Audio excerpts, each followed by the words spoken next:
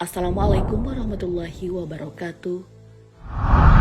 Sahabat beriman, berbagai rentetan peristiwa menyeramkan telah kita dapatkan di kuburan. Mulai dari kuburan yang bersuara, penunggu yang kesurupan. Namun pernahkah kamu mendengar atau melihat secara langsung kuburan yang meledak? Apa penyebabnya? Tonton video ini hingga akhir agar tidak sesat.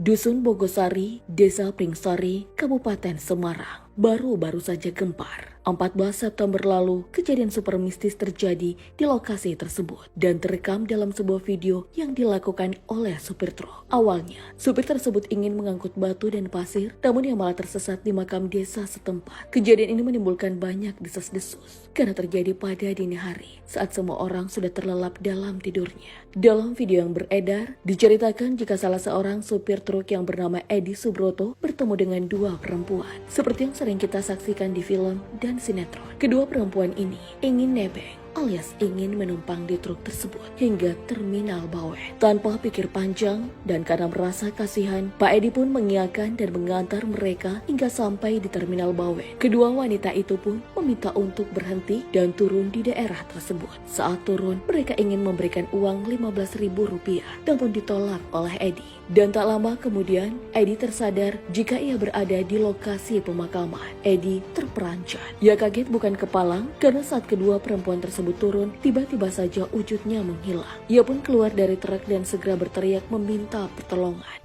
Yang paling tak masuk akal ketika Edi melihat pemandangan sekitar. Bukannya terminal Bawen, tetapi justru pemakaman umum di desa tersebut. Truknya pun sudah tak bisa jalan karena berada di ujung jalan. Mentok menghadap sungai yang di sampingnya terdapat sebuah makam. Kepala Dusun Bogasari pun berkomentar terkait kejadian tersebut. Menurutnya, tersesatnya sebuah truk di makam bukan cerita yang dikarang-karang, namun memang benar adanya. Seorang warga bernama Sutio juga mengungkapkan rasa herannya terkait laju mobil yang sangat cepat. Waktu kejadian, kami lihat truknya melaju dengan kecepatan tinggi. Padahal, jalan di sini sempit dan berkelok. Bahkan ukurannya hanya cukup untuk satu mobil. Tapi herannya, kenapa truk bisa melaju tanpa menabrak pagar atau pembatas jalan?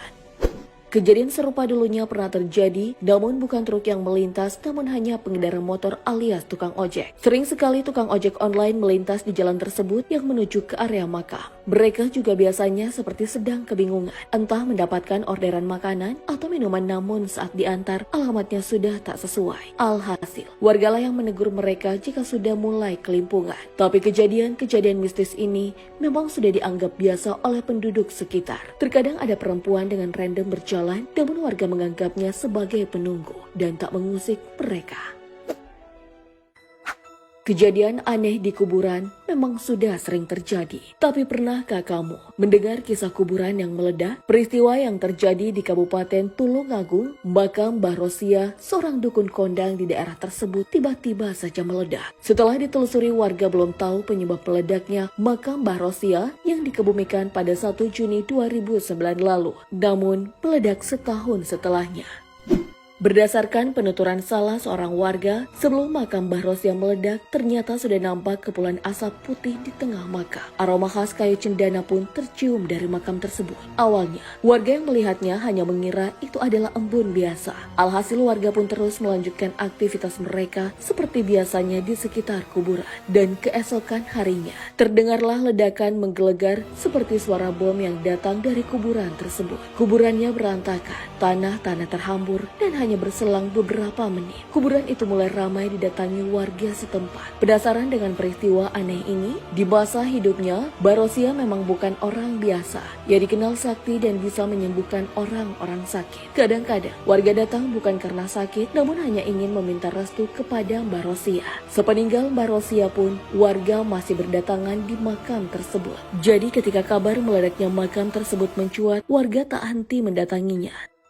Kejadian seperti ini sebenarnya tak melulu soal mistis, sebab ada faktor geologis yang bisa saja membuatnya meledak. Menurut pihak kepolisian, belum ada alasan pasti meledaknya makam tersebut. Tapi dugaannya karena uap panas yang berada dalam tanah. Karena tak mampu menahan uap, makam pun meledak. Apalagi mengingat cuaca saat itu yang tak pasti. Terkadang panas dan hujan, maka sangat memungkinkan jika kejadian tersebut terjadi. Atau bisa juga ada seorang yang iseng memberikan bahan peledak yang dipasang di lokasi sekitar makam. makam. Namun pihak kepolisian tak menemukannya. Jadi kesimpulan mereka, faktor uap panaslah pemicu kejadian tersebut. Kejadian aneh yang terjadi pada dukun mungkin saja menyimpan banyak dugaan dalam benak kita. Menganggap hal tersebut adalah sebagai azab karena orang-orang percaya pada mereka. Terlepas pada alasan meledaknya makam tersebut, mempercayai dukun memang merupakan hal yang tak dibenarkan dalam agama. Terkadang, alih-alih berobat ke dokter yang jelas riwayat pendidikan medisnya, masyarakat malah condong ke dukun. Menganggap mereka sakti, bahkan terkadang menuhankan mereka sebagai solusi dari segala persoalan yang dialami, mulai dari masalah kesehatan, jodoh, karir, ekonomi, usia, dan lain sebagainya. Praktik ini sebenarnya sudah terjadi jauh sebelum Islam hadir. Dukun dikenal dengan istilah kahana, yang berarti menginformasikan hal-hal yang tak bisa diketahui manusia pada umumnya atau goib. Sementara itu orang yang melakukan praktik ini disebut kahin. Kahin disebut-sebut bisa mengetahui peristiwa masa depan dan memanggil jin untuk membantunya menyelesaikan masalah pasiennya. Hal ini pernah disebutkan oleh Imam An-Nawawi dalam kitab Syarah Sahih Muslim Juz 10. Ada setidaknya 3 jenis dukun menurut Imam An-Nawawi, yakni dukun sakti yang memiliki jin kadam yang bisa mencuri informasi tentang perkara gaib seperti umur manusia. Ada juga dukun yang bisa menemukan barang-barang yang hilang, entah karena keteledoran atau memang dicuri. Ketiga yakni ahli nujum atau peramal nasib orang, biasanya melihat telapak tangan dan sebagainya. Semua dukun-dukun tadi menurut Al-Qadi Iyad bertentangan dengan syariat Islam dan haram bagi kita mempercayainya. Larangan mempercayai dukun juga sudah ditetapkan oleh Rasulullah SAW melalui sabdanya. Barang siapa yang mendatangi seorang peramal dan bertanya kepadanya tentang suatu perkara, maka sholatnya tidak akan diterima selama 40 hari. Hadis riwayat Muslim.